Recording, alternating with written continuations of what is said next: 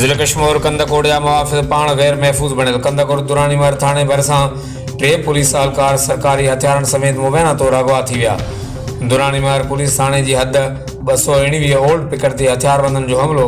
हथियारबंदनि हथां police एहलकार Ilyas Bhutto, PC Liaquat भयो ऐं पीसी हज़ार निंदवाणी खे ॾुआरनि पारां सरकारी हथियारनि समेत मुबैना अगवा कयो वियो आहे। अहिड़े इतलाह ज़िले कश्मीर कंदकोड़ जे मुख़्तलिफ़ थाणनि जी पुलिस नफ़री वाक़े वारे हंधि पहुतल आहे।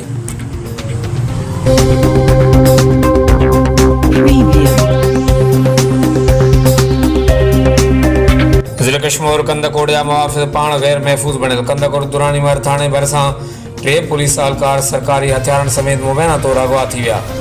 दुरानीमर पुलिस थाणे जी हद 219 ओल्ड पिकट ते हथियारबंदनि जो हमलो।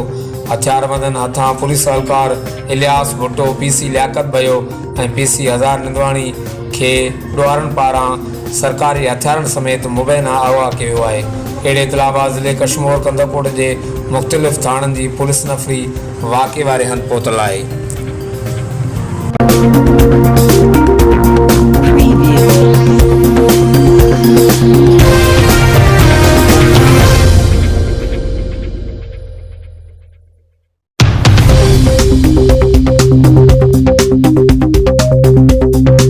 ज़िले कश्मीर कंदकोड़िया मुआफ़िज़ पाण गैर महफूज़ बणियल कंदकोड़ दुरानीमर थाणे भरिसां 3 पुलिस एहलकार सरकारी हथियारनि समेत मुबैना तौर अगवा थी विया।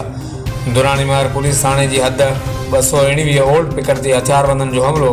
हथियारबंदनि हथां पुलिस एहलकार इलियास भुट्टो, पीसी लियाकत भयो ऐं पीसी हज़ार निंदवाणी खे ॾुआरनि पारां सरकारी हथियारनि समेत मुबैना अगवा कयो वियो आहे।